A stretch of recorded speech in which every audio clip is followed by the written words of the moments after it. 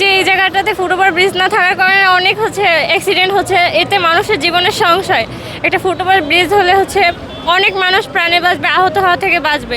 এটা যেমন আমাদের দেশের কল্যাণ, জনগণেরও কল্যাণ। আমাদের একটাই দাবি যে এখানে আমাদের ফুটওভার ব্রিজ চাই। এই ভাকুরতা ইউনিয়নে অনেকগুলা গ্রাম নিয়ে গঠিত, এখানকার সব মানুষের একটাই রাস্তা। তো এই অনেক ছাত্রছাত্রী এখান থেকে সাভারে, আমিনবাজারে যায়, তাদের জন্য জীবনের অনেক রিস্ক হয়ে যায় এই রাস্তাটা পারাপারের জন্য। তাই আমাদের একটাই দাবি যে এখানে ফুটওভার ব্রিজ চাই। আজকে আমাদের এই মানববন্ধনের মূল দাবি হলো তুরাগ বাকুরতা মূল সড়কের যে গ্রাম, যেখান দিয়ে যে রাস্তা দিয়ে প্রায় 30টি গ্রামের লোক পারাপার হয়, এই রাস্তার সামনে আমাদের একটা ফুট ওভারব্রিজ একান্ত দরকার। জনগণ পারাপার হইতে পারতেছে না, এই জন্য খুব অত্যন্ত দ্রুত একটা ফুট ওভারব্রিজের দরকার। এই জন্য করতেছে, যার দাবিতে আমাদের আজকের এই মানববন্ধন। এমন আমাদের পাশে, ডান পাশে, বাম পাশে সব দিকে ময়লা ফেলাইতেছে ঢাকা সিটি কর্পোরেশনের। এই ময়লা যেন আর না ফেলানো হয়।